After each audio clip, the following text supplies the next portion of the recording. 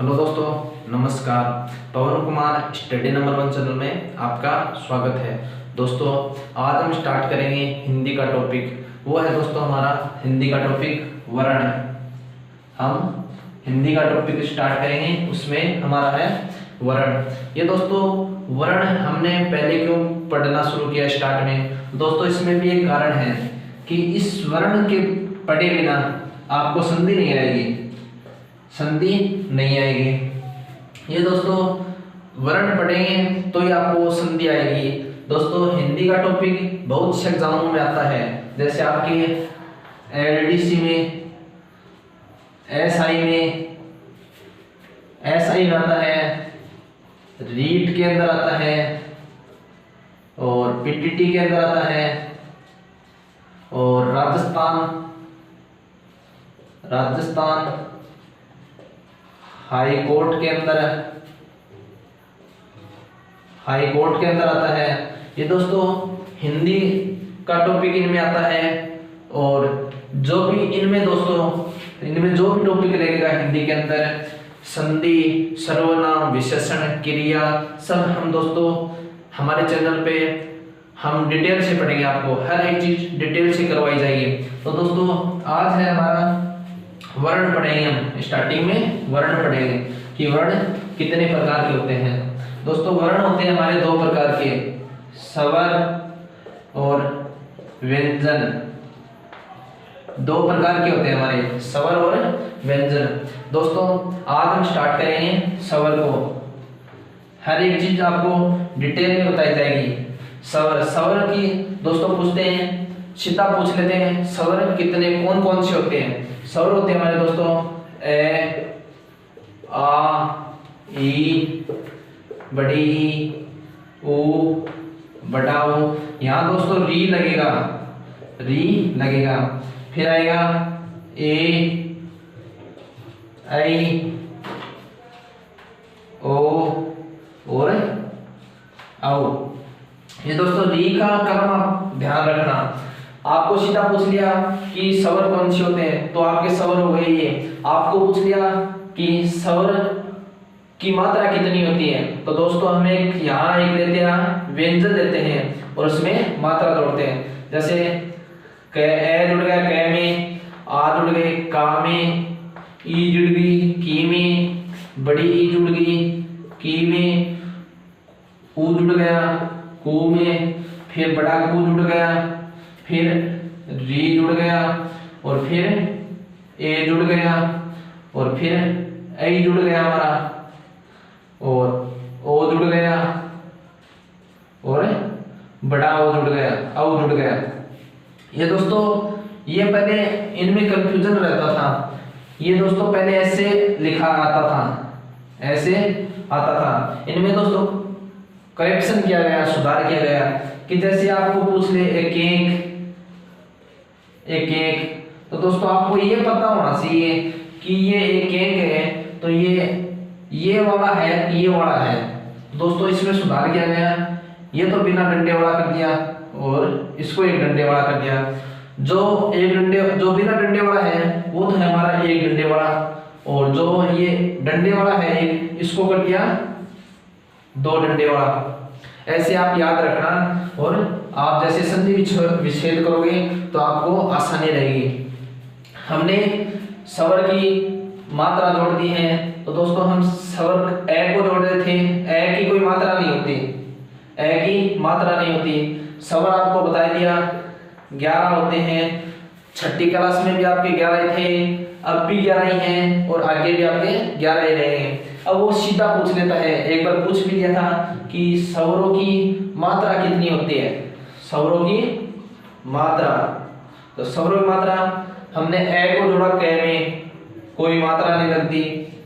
आ को जोड़ा का में, तो हमारी ये मात्रा लगी, और ई को जोड़ा हमने तो ये मात्रा लगी, और फिर बड़ी ई को जोड़ा तो हमारी ये मात्रा लगी, और कू को जोड़ा तो ये मात्रा लगी, बड़े कू को जोड़ा तो ये मात्रा लगी, री को जोड़ा तो हमारी ये मात्रा लगी, और ए को जोड़ा तो हमारी ये मात्रा लगी, और औ को जोड़ा तो हमारी ये मात्रा लगी, ओ को जोड़ा तो हमारी ये मात्रा लगी, और हमने औ को जोड़ा तो हमारी ये मात्रा लगी। ये दोस्तों मात्रा कितनी होगी हमारी, ये ए मात्रा नहीं जुड़ेगी, 1 2 3 4 5 6 7 8 9 10 मात्रा हो गई हमारी 10, और आपको सवाल पूछ ले तो वो हो जाएगी 11। एक बार दोस्तों विभाजन भी पूछ लेते हैं, डिटेल में विभाजन पूछ लेते हैं, तो हम इसका विभाजन करेंगे सवर का।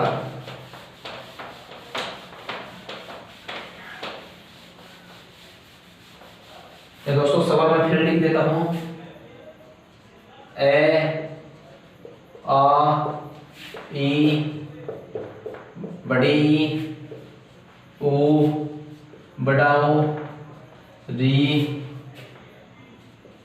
ए ऐ ओ और औ। हम दोस्तों इसका विभाजन करेंगे। जैसे मात्रा पूछे, वो आपको पूछेगा 1 नंबर मात्रा। मात्रा कितनी प्रकार की होती है, मात्रा दोस्तों 2 ही प्रकार की होती है, छोटी और बड़ी, वो आपको ध्यान में रखना है। जैसे आपको पूछेगा मात्रा कितनी प्रकार की होती है, तो होती है 2 प्रकार की। एक तो होती है हमारी ह्रस्व है, जिसको हम छोटी बोलते हैं, ये तो हमारी छोटी मात्रा होती है ह्रस्व है। 2 नंबर होती है दोस्तों, ये होती है हमारी, ये 2 प्रकार है पार्ट इसके। दूसरी होती है हमारी बड़ी मात्रा, तो बड़ी मात्रा को हम बोलते हैं दोस्तों दीर्घ, दीर्घ या इसको गुरु भी बोलते हैं, दीर्घ या गुरु, ये हो गई हमारी बड़ी मात्रा। कोई डाउट नहीं है इसमें, छोटी और बड़ी। फिर 2 नंबर है दोस्तों हमारा, 2 नंबर आएगा, वो आएगा मुंह के खुलने के आधार पर, ओष्ठ के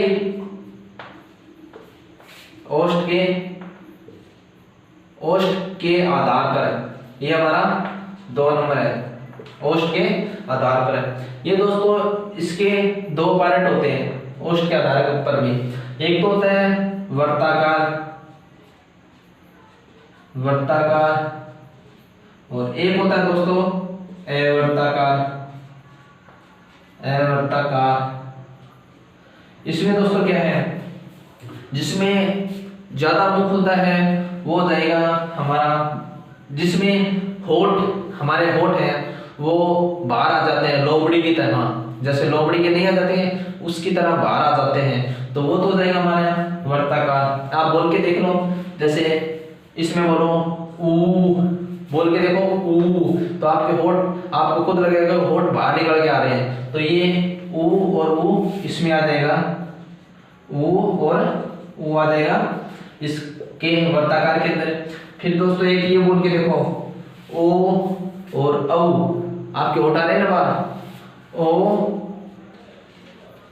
और औ, ओ और औ।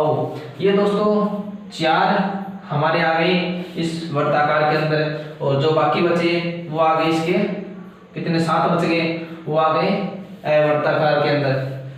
फिर दोस्तों हमारा 3 नंबर है, वो है जिह्वा के आधार पर। 3 नंबर है वो है हमारा जिह्वा के आधार के ऊपर। दोस्तों जिह्वा के आधार पर है तो आपको ऐसे नहीं समझ में आएगा, तो हम दोस्तों जिह्वा के आधार पर एक 4 नंबर है, वो है हमारा मुंह खुलने के आधार पर। इनको दोस्तों हम एक साथ देख लेते हैं, जिह्वा के आधार पर और मुंह खुलने के आधार पर, इन दोनों को एक साथ देख लेते हैं।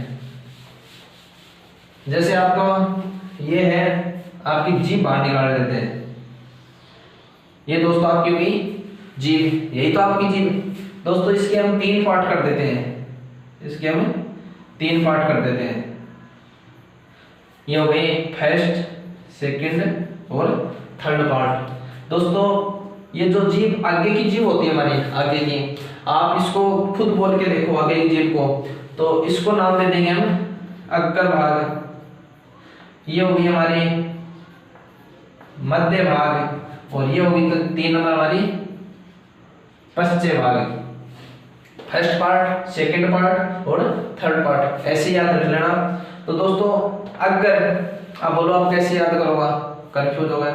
वर्ण एक ऐसा टॉपिक है जो आप कितने भी बार पढ़ लो ये याद नहीं रहता। एग्जाम से 2 दिन पहले आपको ये पढ़ के ही जाना पड़ेगा। और संधि को एक बार पढ़ दो, दोबारा नहीं पढ़ना पड़ेगा। सर्वनाम विशेषण वो इतनी मेहनत नहीं मांगता, लेकिन ये वर्ण है ये आपकी मेहनत मांगता है। अगर को दोस्तों आप ऐसे पढ़ लेना, अगर ये आप ऐसे पढ़ लेना, अगर ये ई ए आई, ये दोस्तों 4 इसमें आ जाएंगे। और मध्य के अंदर आप बोल के देख लो, ए, तो आपका ए इसमें मध्य भाग के अंदर आ जाएगा। बाकी बचे वो इसके अंदर आ गए, सब लिख देता हूँ। ऊ, बड़ा ऊ, री, ए, आई, ओ और औ। ये हो गया हमारा जीवा के आधार पर। एक है दोस्तों हमारा मुंह खुलने के आधार पर। मुंह खुलने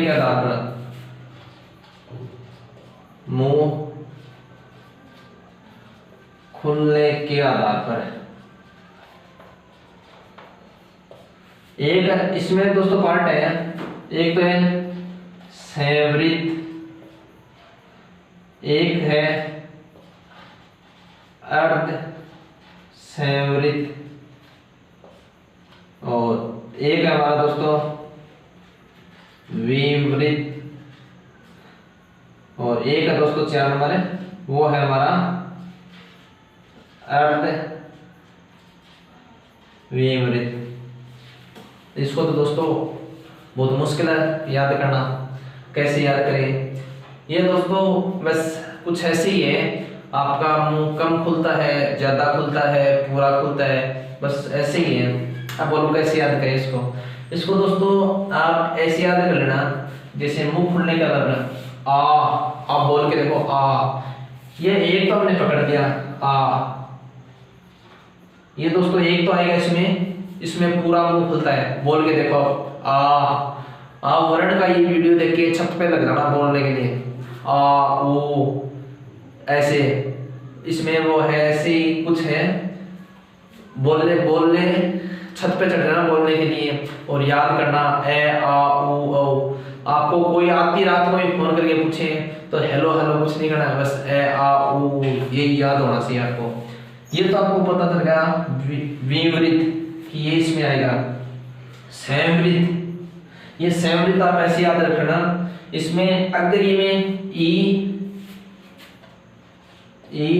और बड़ी ई, इसके बाद कौन सा आता है ई के बाद ऊ और ओ। ये दोस्तों ये इसमें आ गया। अब अर्ध संवृत,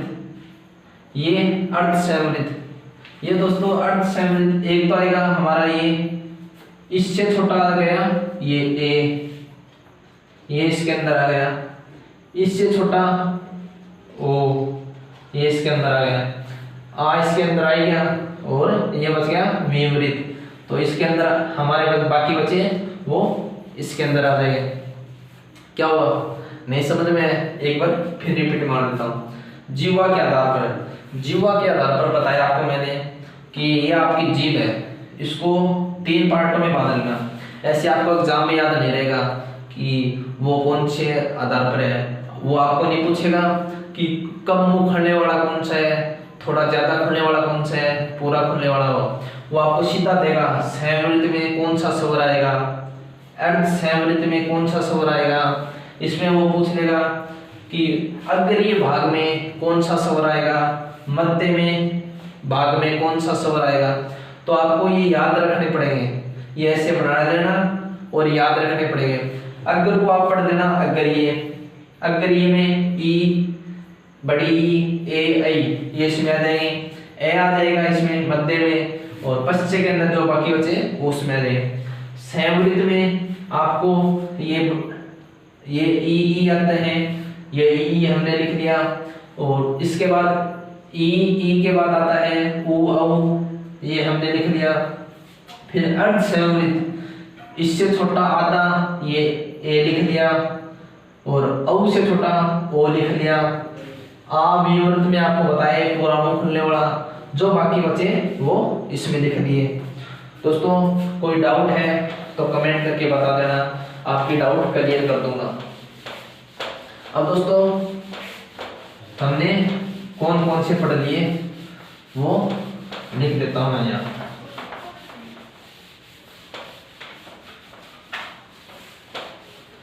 हमारा टॉपिक था वर्ण। वर्ण में दोस्तों हमने पहले पढ़ा, एक नंबर पढ़ा, वो पढ़ा था मात्रा, मात्रा के आधार पर। 2 नंबर पढ़ा था, वो पढ़ा था औष्ठ के आधार पर। 3 नंबर हमने पढ़ा था, वो पढ़ा था जिह्वा के आधार पर। इसको औष्ठ के आधार पर, जिह्वा के आधार पर। और 4 नंबर हमने पढ़ा था, वो था हमारा मुंह खुलने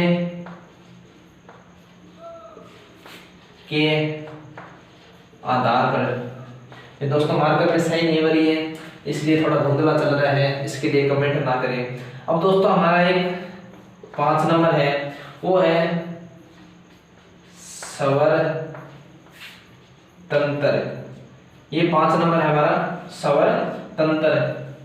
ये स्वर तंत्र हमारे मुख है, इस मुख में 5 स्वर तंत्र होते हैं।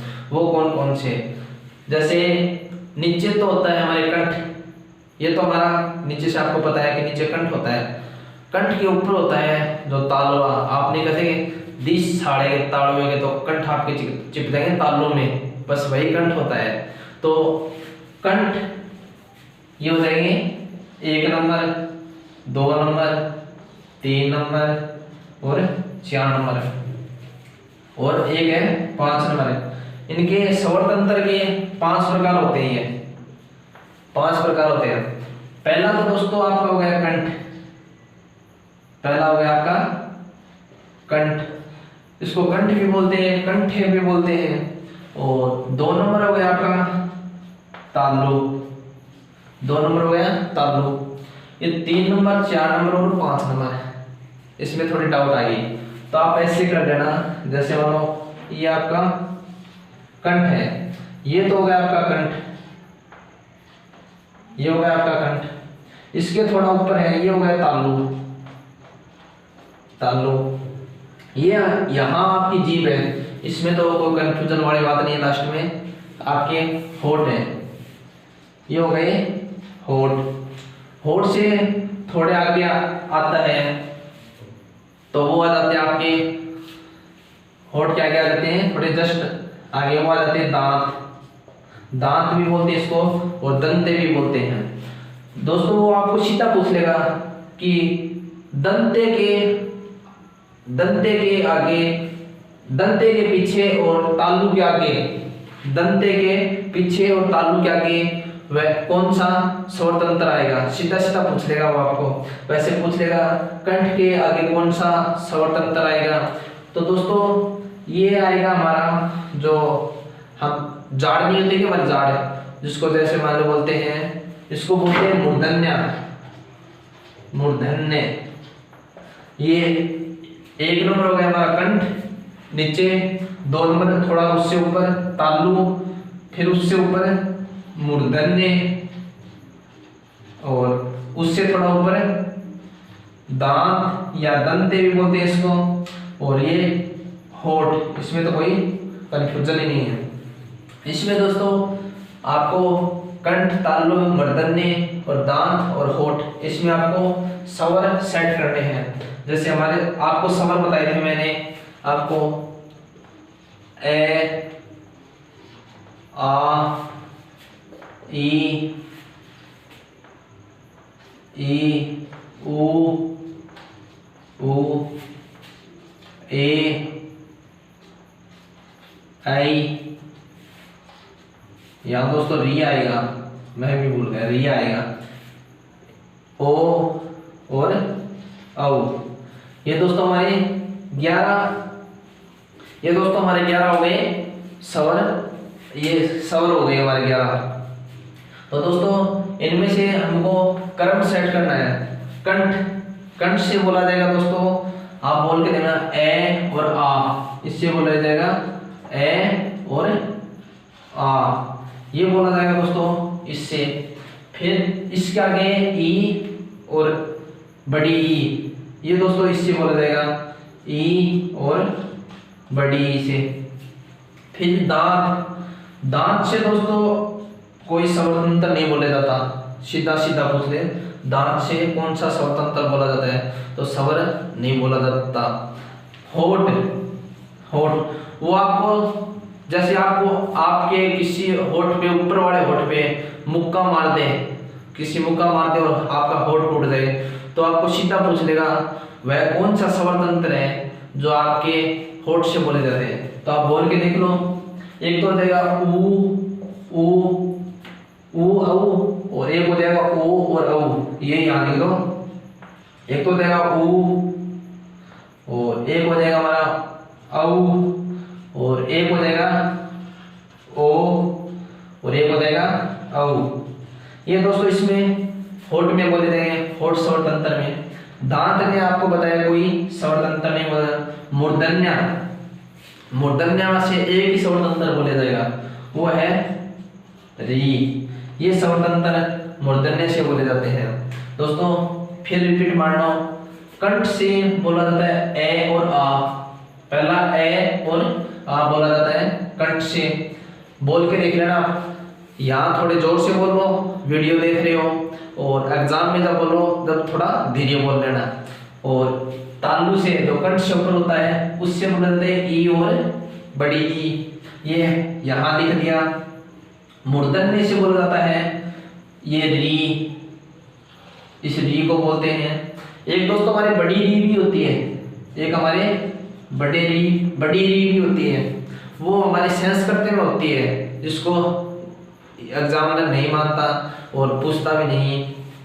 और इसमें दांत में दांते भी बोलते हैं, दांत में कोई स्वरतंत्र नहीं आएगा। मूर्धन्य में री बता दिया। होठ के अंदर आ जाएंगे हमारे ऊ औ औ, ये दोस्तों हमारे आ जाएंगे होठ के अंदर। अब बाकी बचे हमारे ए आई बच गए, तो ये दोस्तों बच गए ए आई। ये दोस्तों इसमें आएंगे ए आई आएंगे इसके अंदर, दूसरे स्वरतंत्र के अंदर आएंगे। इसको दोस्तों ये दोनों किसी से मिलके बोले जाते हैं। एक तो ये कंठ और तालु, ये बोले जाते हैं कंठ है और तालु से। इसको नाम दिया जाएगा कंठे तालव्य, कंठे तालव्य। एग्जाम में ऐसे आएगा कि कंठ और तालव्य से बोले जाने वाला स्वर कौन सा है, तो हो जाएगा ए और आई। और ये है दोस्तों ये दो और औ, ये भी किसी से मिलके बोले जाते हैं। ये बोले जाते हैं कंठ और होठ, तो इसको बोलते हैं कंठोष्ठ, इसको बोलते हैं कंठोष्ठ। आपको एग्जाम में सीधा पूछ लेगा कि कंठोष्ठ से कौन सा स्वरतंत्र बोला जाता है, तो वो हो जाएगा हमारे ओ और औ। तो दोस्तों सभी में दो हो गए। तो दोस्तों आपको पूरा स्वर मैंने आपको डिटेल में बता दिया है। वीडियो कैसा लगा देख के कमेंट करें, अच्छा लगा तो लाइक करें, सब्सक्राइब करें। और हमारा स्वर वर्ण में स्वर हो गया है। अगले पार्ट में व्यंजन को पढ़ेंगे और वर्ण को कंप्लीट करेंगे। फिर हम पढ़ेंगे अगले वीडियो में संधि। ये हिंदी में क्या होता है कि हर एक टॉपिक एक दूसरे से जुड़े होते हैं, इसीलिए हमने पहला वीडियो पढ़ा वर्ण को कि आपको संधि पढ़ने में आपको आसानी हो जाए, कोई डाउट नहीं हो। तो दोस्तों आपको वीडियो कैसा लगा कमेंट बॉक्स में बताएं और थैंक यू।